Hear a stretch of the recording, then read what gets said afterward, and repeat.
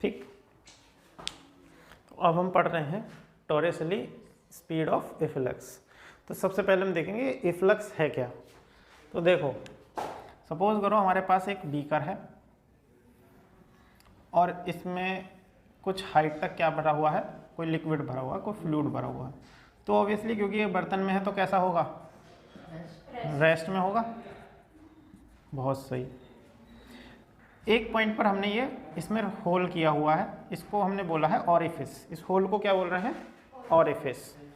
तो ये जो हाइट है यहाँ होल तक की डेप्थ से, इसको हमने बोला h। ये हाइट है कितनी, h। और यहाँ फ्री सरफेस से इस ऑरिफिस तक की जो डेप्थ है, इसको हमने बोला h डैश।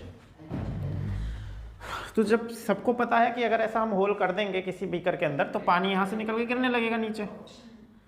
तो ये जो पानी यहाँ से निकल रहा है इसी को बोलते हैं इफ्लक्स। क्या बोलते हैं, इफ्लक्स। एक्स एक्स E-double-F, ठीक है, इसी को बोलते हैं इफ्लक्स। ठीक है। तो टॉरेसिली लॉ क्या है, टॉरेसिली ने ये बोला कि किसी भी ऑरिफिस से निकलता हुआ जो इफ्लक्स है उसकी जो वेलोसिटी होगी वो फ्री फॉलिंग बॉडी की वेलोसिटी के बराबर होगी। जैसे हमने थर्ड चैप्टर में पढ़ा था ना कि कोई बॉडी फ्री फॉल कर रही है तो फ्री फॉल में क्या होता था, उसकी फाइनल वेलोसिटी भाई v² minus u² is equal to 2gh होता था। अब फ्री फॉल कर रही है तो u कैसा हो जाएगा, 0। तो v² इज इक्वल टू क्या हो जाएगा, 2gh, और v इज इक्वल टू हो जाएगा अंडर रूट में 2gh। तो ये एक फ्री फॉलिंग बॉडी की क्या है, वेलोसिटी है। टॉरेसिली ने बोला कि अगर किसी इफ्लक्स ऑरिफिस से इस तरह से इफ्लक्स निकल रहा है, कोई वाटर निकल रहा है, लिक्विड निकल रहा है, तो उसकी जो वेलोसिटी होगी वो फ्री फॉलिंग बॉडी की वेलोसिटी के बराबर होगी। यही टॉरेसिली लॉ है। तो उसने बोला the speed of a liquid या fluid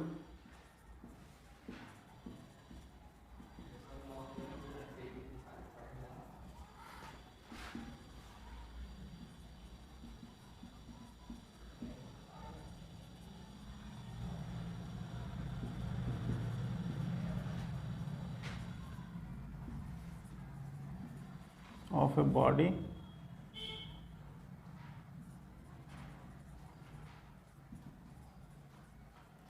doing free fall motion under gravity, doing free fall motion under gravity। यानी किसी ऑरिफिस से अगर कोई फ्लूइड मूव कर रहा है, बाहर निकल रहा है, तो उसकी जो वेलोसिटी होगी किसके बराबर होगी, एक बॉडी जो कि फ्री फॉल कर रही है अंडर द ग्रेविटी उसके वेलोसिटी के बराबर होगी। तो हमने देखा फ्री फॉल की वेलोसिटी कितनी आई, √2gh। तो इसकी भी कितनी आएगी, √2gh। इसको प्रूव करना है। कैसे प्रूव करेंगे, तो हमने 2 पॉइंट लिए। हमने इसके अंदर एक पॉइंट माना, इस पॉइंट को हमने नाम दे दिया A। क्या नाम दिया, A। और अब हमारे पास 2 पॉइंट है, एक तो A है अंदर की तरफ, और ये बाहर वाले को हमने O मान ही रखा है, एक है बाहर O। तो इसने ये कहा बर्नौली थ्योरम लगा दो अंदर वाले पर और बाहर वाले पर। सही है। तो क्या करेंगे, applying Bernoulli theorem at point A and O। तो A पॉइंट पर क्या है, हमने कहा यहाँ पर क्या है, प्रेशर है। तो प्रेशर कितना होगा, P।